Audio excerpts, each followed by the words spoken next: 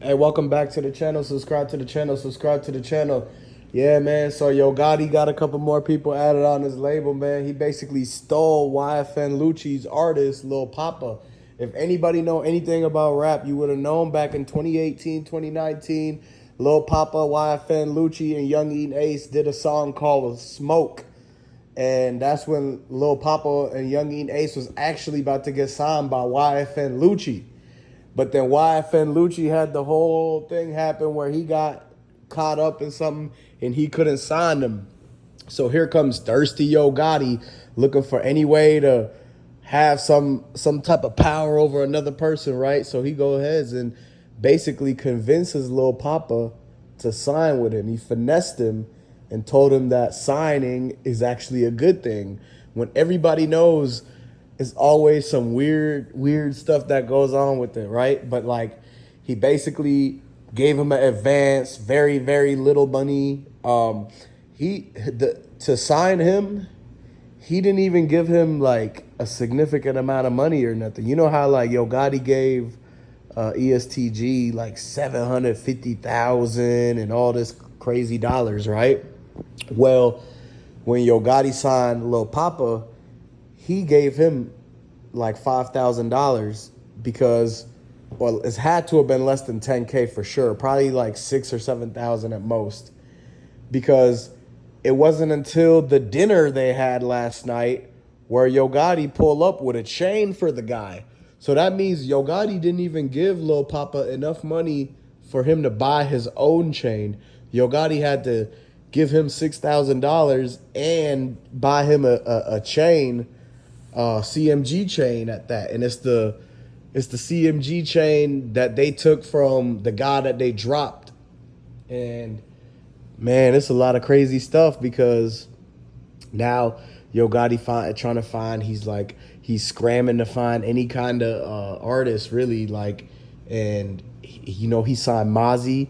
He from Cali and Lil Papa from Florida. So how did Yo Gotti actually know these people?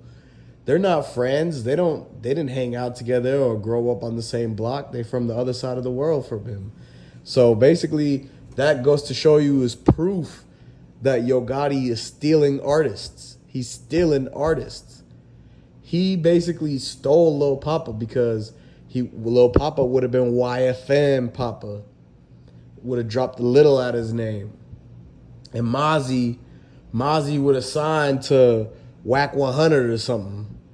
And what you got to realize is the fact that Yo Gotti's so thirsty, he's running low on bread. I already told y'all, they're banned from doing shows.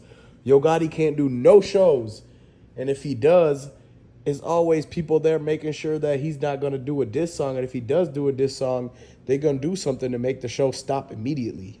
So that's what you got to realize. Now, Yo Gotti trying to take all the bread from these dudes, the numbers that they be getting, the streams and stuff. That's all going to Gotti now because these dudes, Mozzie and Lil Papa, they don't read contracts. I never seen them go live. They go live all the time. I never seen them once go live to read anything, read a contract, read a book, read a piece of paper. So what makes you think that they're going to read anything now when they never read no contracts? They just signed because that's what their goal in life is, to be signed by somebody bigger than them. So they feel like they're going in the direction, and they basically feel hyped up and clouded up. Like they get gassed up by being a part of CMG. CMG be gassing up all these rappers they sign and basically get them to do something that's going to get them locked up.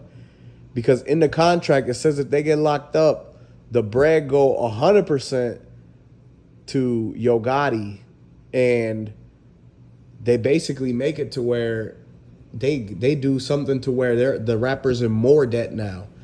And that he can't even get 100% of his earnings. Basically, if a rapper gets locked up, the label gets 100% of the money until they're out. Once they're out, then they can go ahead and do it. That's why most rappers can't use their music money to bond out.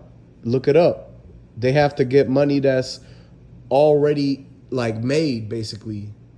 So that's what's really going on behind the scenes, man.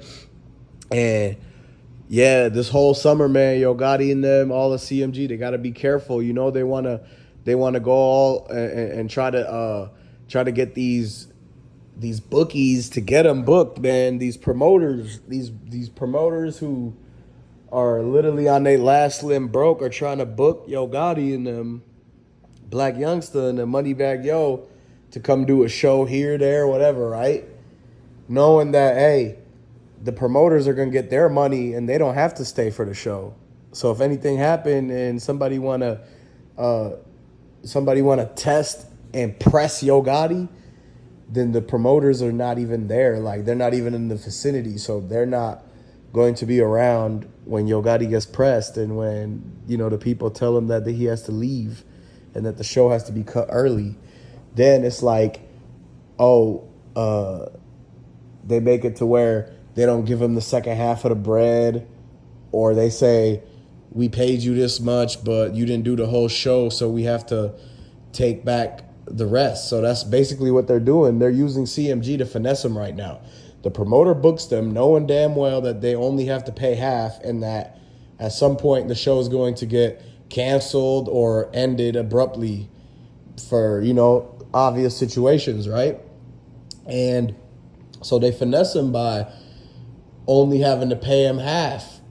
And they might get 60% of a show. They might get 75% of the show. They say you only get the full booking amount if you complete the show from start to finish. If you end it 5 minutes early, 10 minutes early, you only get half the bread. So, but the thing is that they don't refund the people who go to the concerts any of their tickets.